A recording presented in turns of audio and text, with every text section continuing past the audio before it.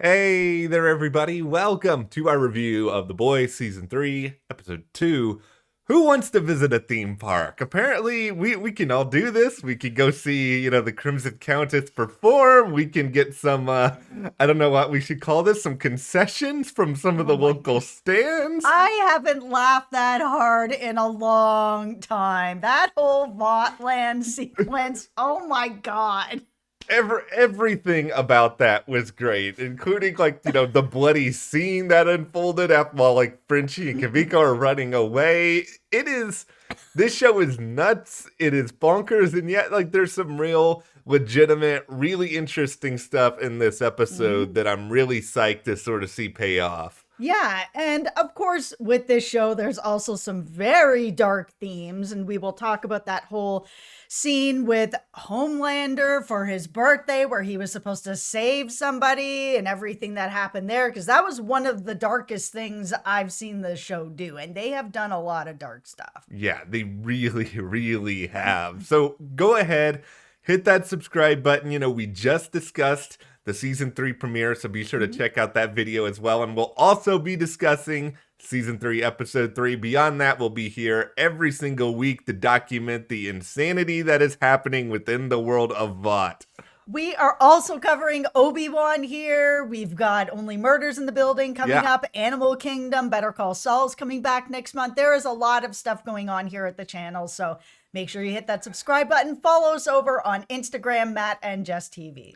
Okay, since you just started with the darkest thing possible in this episode, we might as well just kick off here with Homelander. Okay, so we talked about Stormfront in our premiere, which we'll link for you below, where we were both a little bit kind of surprised that she was still around, but after watching this episode and seeing, she's no longer with us and that she has decided to unalive herself, that it really affected Homelander, because we've seen that for the past year, his reputation has been completely dismantled because of her. Somebody that he feels he has a connection with, that really believes in him no matter what.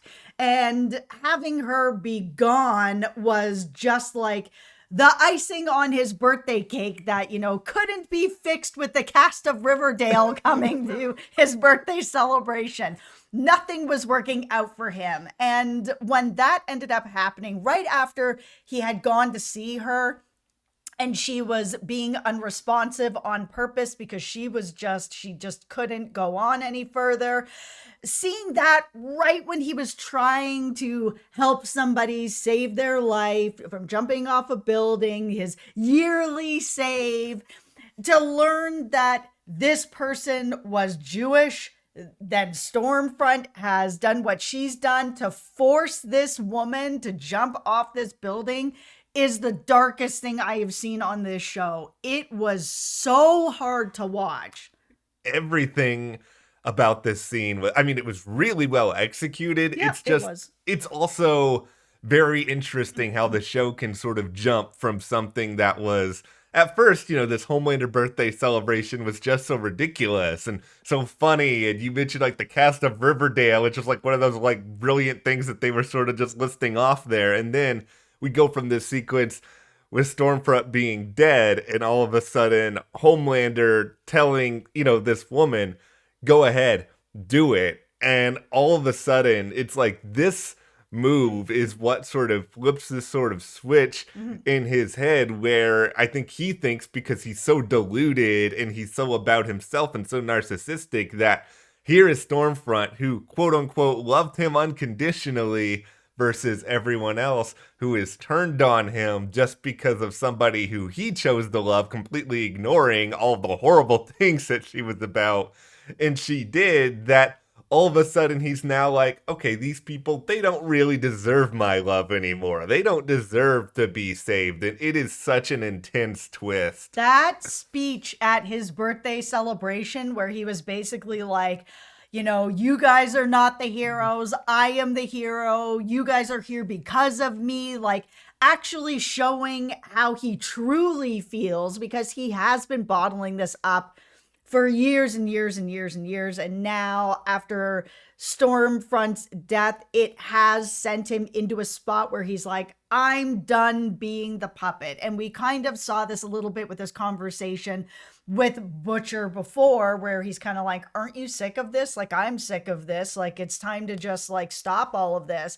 That this was the catalyst for him to finally not only inside himself be like, I am done with this, but to let everyone know, I am done with this. I'm no longer going to be this apple pie superhero. You're going to get me, and you're going to get me because I'm worth you getting. Like, I don't have to pretend to be this thing that you want me to be because I'm good enough myself. I am the top, and you guys need to respect it.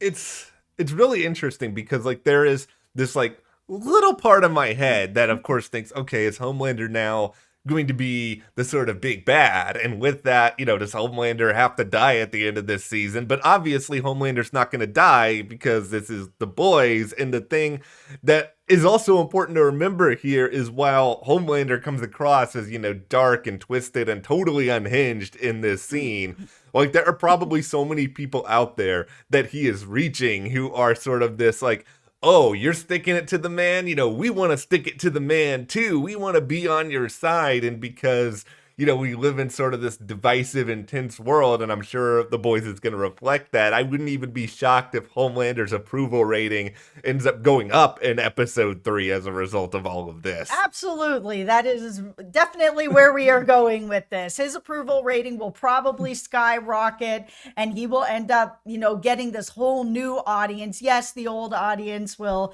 turn on him, but they already have. So what does he have to lose by being himself except gaining a new audience and sort of this rebrand of himself? Not like the way that we're seeing A-Train do this, where it's not working for him.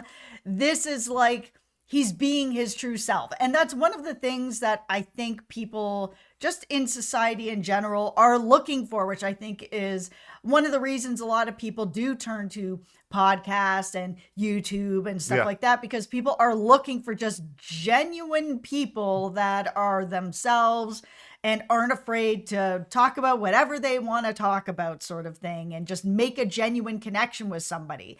And no one's been able to do that with Homelander, but he felt he had that with Stormfront. Now he has that with no one.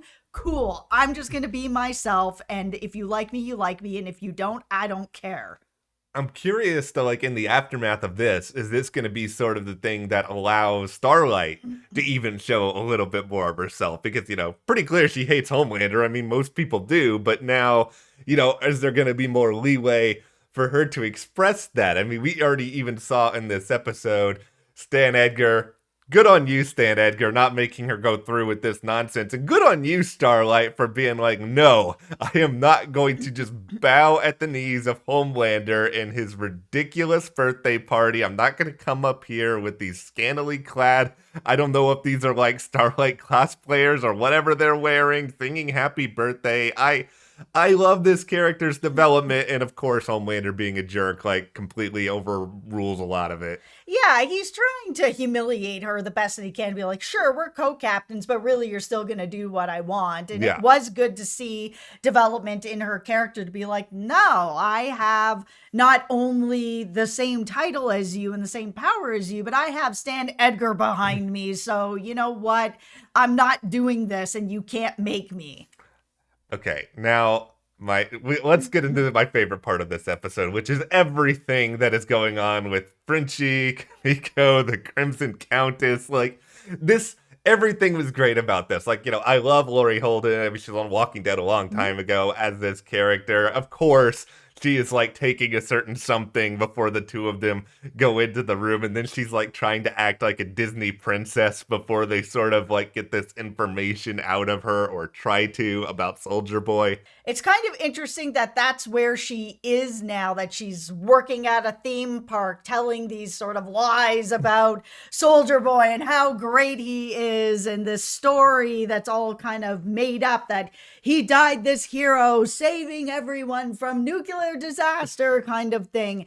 And she went from being someone that was so important and working with Soldier Boy, who was so important, to working at a theme park. It just does show sort of like the rise and fall of these stars and these superheroes. But that whole theme park sequence was excellent. It was so funny, and it's nice to sort of see a story with Kamiko as well. She's one of my favorite characters. I love Frenchie. He's my all-time favorite character.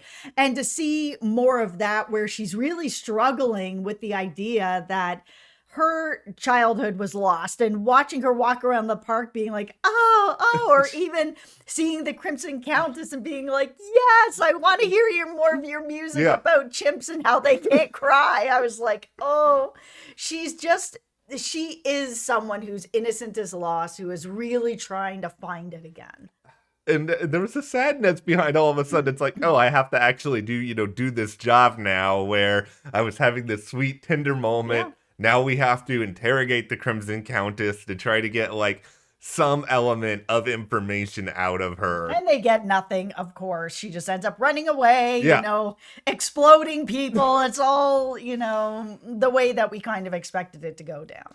And then we have, of course, Billy Butcher, who has his own specific mission involving gunpowder. And beyond all of that, he decides to go ahead and take this 24-hour Compound V. Yeah, I wasn't sure what the catalyst was going to be to have him actually do it, but we saw Huey go through it. He figured out what Red River is. It's a group home, and it's for young soups that have been either abandoned or given away by their parents or whatever's happened to them. And he goes there to get information on Nadia because he knows that she was part of this. He had overheard it with her talk with Tony. He goes there, he gets the information, he finds out that she was kind of adopted by Stan Edgar, and that Vought Subsidiaries owns this group home. So he's really like at the end of his rope, where he's just like, I'm just feeling, lied to, disrespected, like I can't even open a jar by myself, like I need to take some sort of control. Calls Billy Butcher, tells him everything, and is like, I am all the way back in. I thought that I could do this the right way, but no, it doesn't matter what I do. There is no other way. There is only your way and our way, so I'm in. And you see the smile on Billy's face, and he takes that 24 hours. It was like, okay. Butcher was all about this 24 hours. He was all about this bathroom scene with gunpowder, which, by the way, I think this scene works so well because I totally think this happens. Like, I think there are celebrities sometimes who are just like, standing at the urinal, and somebody will walk up to them and kind of look awkwardly at them and be like, I really liked you in this movie. So I thought that was a really great reflection. But of course, things take a pretty violent turn after that. Yeah, I mean, when Billy first comes together with gunpowder, he hasn't taken the 24-hour V yet. So it doesn't go that well. He's getting shot at, everything that's happened. But later he does take it, goes back, gets information from him, and just cuts him and the car right in half. He doesn't really know how to use his powers. Yeah. He's just like, he's right back in it after basically getting permission from Huey to just go right back at it. He hasn't killed any soups in a year. He's been on the straight and narrow. That is over now. He's like, great, I've got the information from you. You're done. There's still a lot of questions that come out of this for me. Like, number one, there's the whole element of, what was Agent Mallory doing so long ago with Soldier? So clearly there's like somebody else here who's been hiding stuff from Butcher on some level. Yeah, I'm sure we're going to see that talk with Grace and why that was a thing. And then it's like beyond that, it's like, okay, you used the 24-hour V, okay? You did what you felt you needed to do, but it's like the whole purpose of the boys is to stop people from using powers, to stop soups, and yet you have now become the very thing that you sought out to destroy. And there is like that interesting element of this. Yeah, Yeah, and we've seen other people kind of using similar types of, we'll call them drugs, different types of V throughout this series and becoming really addicted to it. Like A Train was using it to help boost his speed and stuff like that. So, is this going to end up sort of becoming this new type of, street drug? And I understand that Stan Edgar wants this to be sold at $2 million a pop and, given only to the army for right now. But we are kind of in a situation where Maeve was able to grab 3 vials, $6 million, and just be like, here you go, Butcher. In talking just a second about Victoria, aka Nadia, again, something that the boys is really going to have to convince me of at this point is that this twist involving Stan Edgar and her is really going to pay off in a big way. Because my initial reaction was, okay, all right, this is all a little bit convenient. I mean, of course, I am someone who wants more Giancarlo Esposito in every single thing imaginable, but it's also like, all right, everything is connected in sort of this like neat way, and it's a little bit surprising that like this sort of information about Victoria hasn't come out before now. I mean, I would presume there would be a lot of investigations happening within this particular universe. Yeah, and I want to know more of what the motivation is. So we saw just a short video where he was kind of like, you're really special, and I'm not really here to adopt you, but I'm here to give you this different type of life. And then, we know where she ends up. She's in Congress, and that's fine, but is that part of Stan's plan, was to make sure that she was in Congress? Because at that age, like, she would have been like, what, 16, 17? Yeah. He wasn't going to know anything like that about her. Like, what was it that he originally wanted to take her for? Was it that she was going to be some sort of soldier for him? Was this the plan? Like, what was it? Because he seemingly really cares about her. I mean, he's reading to her child, is, hugging her, leaning on his shoulder. Like, there's a real family relationship here between the two of them. If this is the end goal, I kind of wonder if Stan is sort of just playing the long game here, because we know what Stan Edgar cares about more than anything else, and it is Scrooge McDuck diving into a lot of money. So okay, he wants to ensure that Vought remains successful and profitable, and if they are problem soups out there, which pretty clearly Homelander is a problem soup at this point, Yeah. but you want to get some of these bad eggs off the street so that they don't sort of like taint the reputation of all of your quote unquote good soups, and maybe that is a part of what he is thinking about here. Okay, let's talk about Mother's Milk, which Yes. is Matt's favorite character on this show. My He guy. loves him. No, he's a great character, and he hasn't had enough to do. Like last season, I feel like he didn't get nearly enough screen time. He's a really good character, but it looks like this season, Mother's Milk is going to have a huge story because he is very connected to Soldier Boy. Something happened with his dad and Soldier Boy. There was some obsession that was going on there with his dad where he felt kind of abandoned, and he doesn't want to do that to his own daughter, so he's been trying to kind of stay away from this stuff. Allegedly. I mean, we've seen his whole room filled with pictures and files, so we know that he's not, but it was good to see that, his ex-wife is like, yeah, you know what? If you need to do this, and you need to do this, I understand it. Well, and it's good that she does at this point, because this is especially clearly personal. Like, whether Soldier Boy did something to explicitly hurt his father, whether it is more of an emotional damage, it is something that it's going to haunt him. And I think because he hasn't really been able to like fully act on it other than, his pictures and photos and clippings and all that other sort of stuff, I don't think he's capable of compartmentalizing, because he's like having to like tiptoe around various places hoping that like, okay, I got to get back to this secretive act. I think if he gets back fully in the world of the boys here and really can kind of contribute in the way that he used to, I actually kind of think he can divide his work life and maybe his personal life a little bit better. But beyond all of that, like, I know Butcher is one of the big stars of the boys. Like, I get that. I love Huey, but Now that we know this specific thing about Mother's Milk and Soldier Boy, I need him to be the one who really confronts this character. Like, I do not want him in the background. Like you said, he has not had a good enough story in a long time. Like, he is such a he's a determined guy, but he's also funny and caring, and I think there's a lot he would bring to that interaction. Yeah, and they've hooked me right away with this story of what is the connection between his dad and Soldier Boy and what happened, because as far as they all know, Soldier Boy is dead. So it's not even like Mother's Milk is really searching for him unless he has an inkling inside that he feels like it's all a cover up and Soldier Boy's still out there. If that's the case, he hasn't said that to anyone yet. I feel like at this point there are probably a lot of Jensen Ackles fans just like punching the air because we're 2 episodes in and we haven't even seen him on the show yet. No, but I mean, it's coming. It's coming. Yeah, we just put all of our metaphorical helmets on here for whatever Soldier Boy is going to bring and bring very, very soon. I cannot wait. They have done a very good job building this character up. It's been a really good 2 episodes introducing the world of this season. It's crazy that we are already, a quarter of the way in. Yeah. We will be back, though. We will talk all about episode 3. Be sure you hit that subscribe button so you guys don't miss that or our coverage of Obi-Wan Kenobi, everything else that we mentioned early on this video. Thank you guys so much, and we'll see you here next time.